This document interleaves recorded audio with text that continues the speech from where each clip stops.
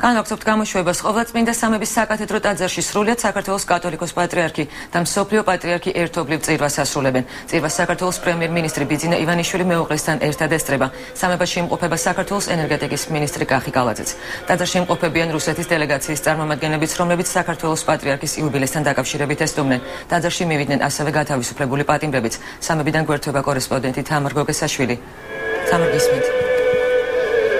სამების საკათედრო ტაძარში საკვირაო წირვა დილიდან მიმდინარეობს, რომელსაც მსოფლიო პატრიარქთან ერთად სრულიად საქართველოს კათოლიკოს პატრიარქი უწმიდესი და უნეტარესი ილია მეორე აღავლენს. ღვთისმსახურებაში ასევე მონაწილეობენ სხვადასხვა ქვეყნის მართლმადიდებლური ეკლესიების დელეგაციების წარმომადგენლები, რომლებიც საქართველოში პატრიარქის იუბილესთან დაკავშირებით იმყოფებიან.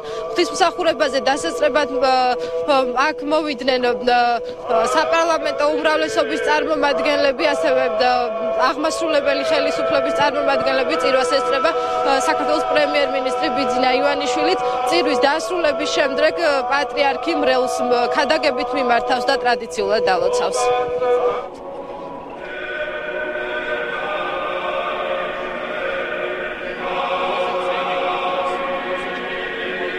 Третий день здесь уже. მესამე დღეა თქვენი პატრიარქის მოწვევით საქართველოში ვიმყოფებით. ჩვენ თითქმის ერთნი ვართ. გვაერთიანებს წმინდა მოწამე გრიგორი ფერაძე, რომელიც მეორე მსოფლიო ომის დროს პოლონეთის კონცლაგერში დაიღუპა. მე მახარებს ამ წმინდა მიწაზე ყოფნა. გუშინ ჩვენ ქართული სიწმინდეები მოვილოცეთ. შობას ულოცავს სრულიად საქართველოს, თელ მართლმადიდებელ სამყაროს. ჩვენი პატრიარქს დაბადების დღეს ულოცავს სული და გულის. მერთმა დიდხანს ვიცოცხლო ჩვენი ქვეყნის საიმედოდ. მერთმა გაამთრიუნოს ჩვენი საქართველო.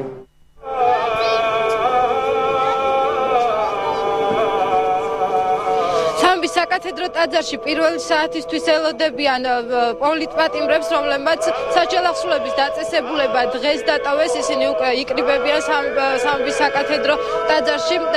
გათავისუფლებულები პატრიარქს შეხვდებიან და მისგან დალოცვას მიიღებენ. მე შეგახსენებთ, რომ ამნისტიის შედეგად პირველ ეტაპზე საჯელახსრულების დაწესებულებები დღეს დილით დატოვეს პოლიტპატიმრებმა. სამებიდან ჩვენ გვერდებოდა ჩვენი კორესპონდენტი თამარ გოგესაშვილი. მადლობა თამარ.